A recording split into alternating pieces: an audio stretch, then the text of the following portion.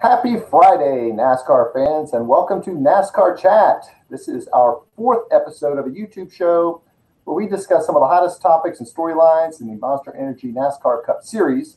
My name is David Whitlock, aka LHD on Sports, from Houston, Texas, the home state where this week's race is at, Texas Motor Speedway.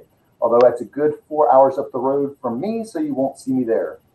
My co-host for today's show is once again Lexie from Charlotte. Great to see you again. I imagine you are enjoying your Friday off. It's been fantastic. How's the weather holding up in your parts? It's been pretty warm the last couple days, thankfully. We're finally getting our dose of spring, so it's been fantastic. Excellent. Well, in Texas, we've had spring and we're almost moved to summer. It's a little over 80 degrees today. It's supposed to cool off this weekend. But I think it'll be fine for the race. At least I haven't heard otherwise. Our other host for the show, Kells, once again could not make it. She's stuck at work, the poor girl. Lexie and Kells are part of a NASCAR blog, The Ladies in Black, where these two journalists break down all the latest races and upcoming events. They love to interact with fans, so check them out. The information is on this YouTube show in the comment section. So we'll move along and start talking about 2 weeks ago's race, which was Martinsville. It got postponed on Sunday. And had a kind of surprise winner in Clinton Boyer. What was your thoughts on him winning that race? I felt like it was great. I think he deserved it more than anybody in that field because it's been about 6 years since he last won. So I think it's been really great watching him celebrate and having a good time with his son Cash and his wife and daughter. Overall, I thought it was really great to see him win. And you got to watch most of the race, even though it was on Monday? Yeah, I got to see. I think it was the last. I want to say maybe 100-something laps because I had class that day, so I was able to come home and watch the rest of it.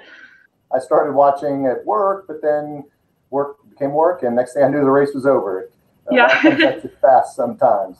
As our watchers know, Lexie is a big fan of Kyle Busch. As I like to call him now, runner-up Rowdy. He seems to come in second every week. What can he do to break through? He had another great race, and he's racking up the points for the playoffs, but he's just not been able to break through. What do you think it's going to take for him to break through? Everybody to get off the track for the week or something. I think he's gonna get that win. I know he is. It's just that, like how Kyle Larson always did when he was always runner-up in all those races. He just needs to break through for that 1 week, and he's been fast so far. I think the first practice session he was second, I want to say. So he's going to have that week. It's going to come. It's just a matter of getting it all together and getting it right. I definitely think so. His car, his skills, and his team is too good to be held down. If you look at history, sometimes when he breaks through, he'll then go on a run of several first-place finishes. So I wouldn't be surprised at all to see that. Yeah. Then your other driver, Denny, was leading for a lot of laps, but really kind of faded at the end, finished, I think, either right around 10 or outside the top 10. He's also been at the top of the field most weeks. How do you think he's racing right now, and when do you think he'll breakthrough for his first race this year? He's been doing great. I'm really surprised because I didn't think he started out really well, like at Daytona and Atlanta. I don't think he was doing that great, but I think once we get towards tracks like Martinsville and tracks like Richmond and Bristol, that he's going to start running well because he does really good at the short tracks. So I think that I want to say he'll probably get the win at his home track, Richmond, because after last season, I think that he's going to have some kind of vengeance to build up towards that race. So hopefully at Richmond, he'll get that first win of the season. Yeah, likewise, I think it is. He's too good to be held down. I think he'll hopefully get to win sooner than later for both of them, for your sake and for other Denny and Rowdy fans. Yeah. So for the first time since I can't remember, you can refresh. We had the Martinsville race was delayed by snow. Kells had a funny tweet. She's like, who the heck schedules a race in Martinsville in March and expects it to not be like this? Of course, she being from Pennsylvania. Do you think they should change the schedule? We'll talk about the 2019 schedule in a minute, but do you think they should have changed the schedule, move Texas up, move Martinsville back, and snow of all things? What's your thoughts on that? I mean, she's not wrong. I mean, it's not normal to snow in March in the South. So I mean, I don't agree with putting Martinsville in March, but I feel like they should move Martinsville back to at least mid-April when it's a little warmer and there's a guarantee for sunshine.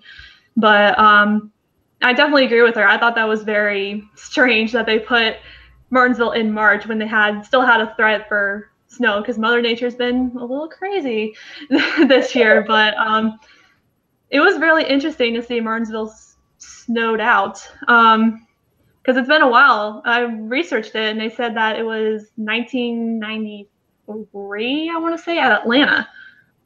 Wow. When the last snow delay. So it's been a long time. Yeah, just seeing the pictures and the images that were coming forth, you almost knew it wasn't going to happen on Sunday. I'm surprised it happened on Monday, that they were able to get all the snow off the track and everything.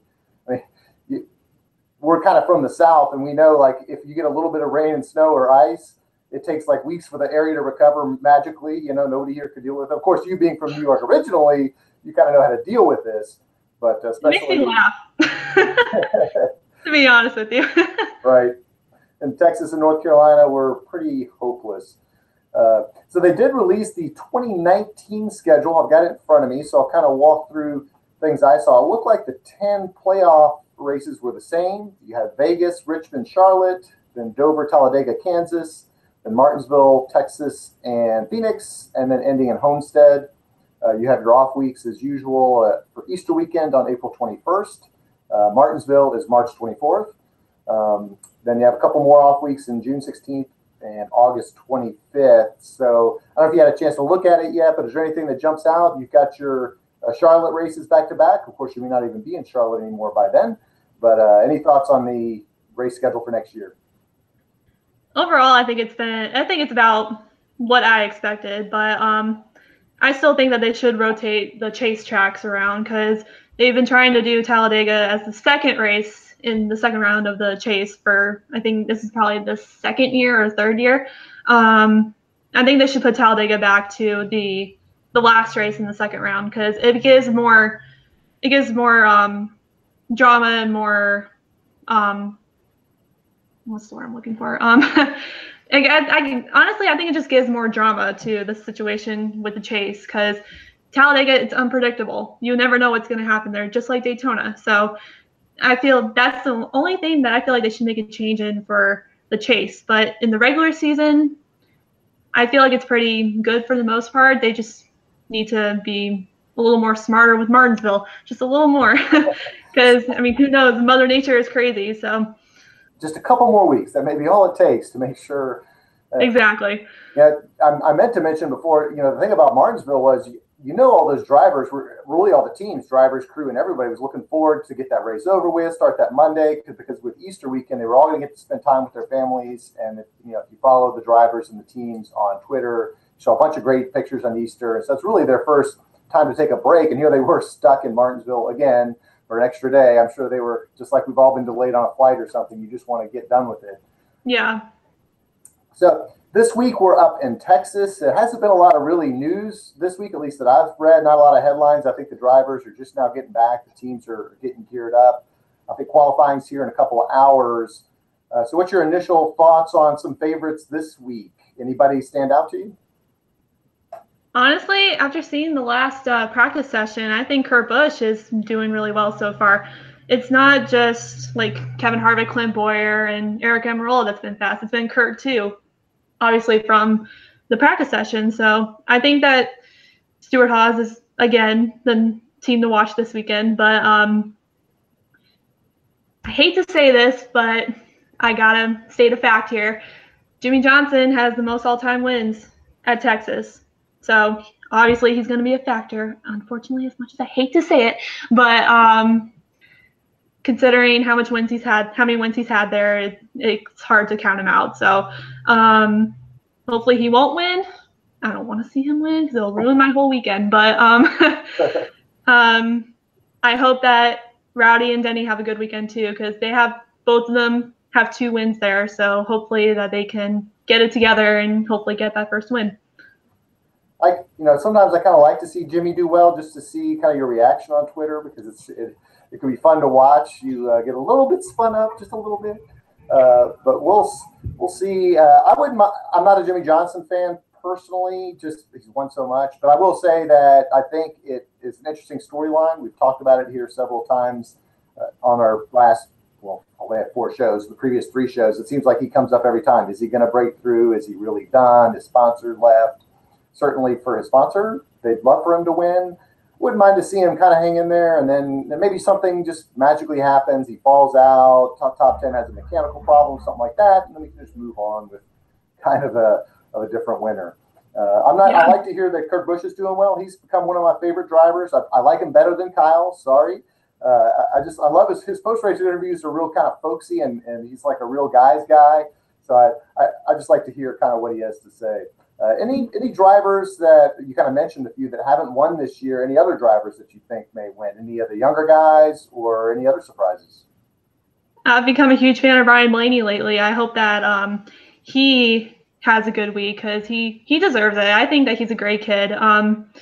He's driving for a good team. He has 2 guys in Brad Keselowski and Joey Logano to look up to as role models and as basically the veteran figures in his career. So hopefully Blaney can have a really good week too, because he's been up there competing for the win too.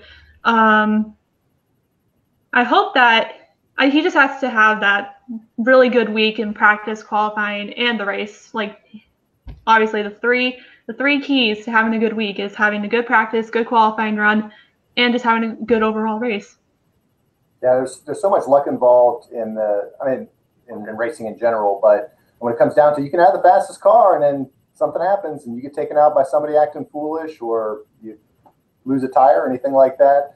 Last question, tell us a little bit more. It's been a while since I've seen Texas Motor Speedway. What's the Speedway like? What kind of cars does it favor? Like you said, Jimmy Johnson's won there, Rowdy's won there, Denny's won there. Is there any tips or things on the racetrack that you know of?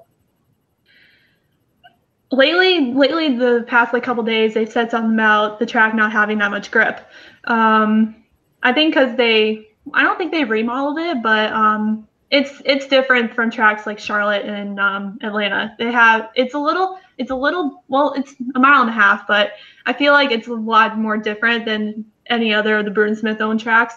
I feel like it favors Chevy and Ford the most because the last winner was Kevin Harvick, and he drives a Ford, and Jimmy Johnson's won there 7 times, so it's obviously favored him a lot. But I hope that Toyota can have a good week because I want to see them have a good week. I want to see them win. Of course, Truex winning was great, but there needs to be more Toyotas that win. Right. Yeah, we almost got through the whole show without mentioning Truex. He's definitely a contender as well. He's been up in the top, especially after the first race or 2. He really started. He's winning races, finishing in the top 5 or 10. So I think he's a guy to watch. Like you said, I always defer to you and Kells. You guys are the experts, so I think we all know who to watch. So we're going to wrap up the show. I want to thank Lexie again. I'll give her one more time for a shout out. I did forget to mention that you may not recognize her with her new hairstyle. You probably recognize me. I only had a haircut, but any final thoughts? I hope that everybody enjoys the race, and I will hopefully be posting a blog soon. I've been a little busy with school, so hopefully I'll be able to post one soon. Yeah, we definitely look forward to it. I notice you guys haven't had a lot of content this year, but I know it's been busy for you because we always try to set up these shows and things move around, but definitely look forward to it. Thank you all for watching, and we hope to catch you next week on NASCAR Chat.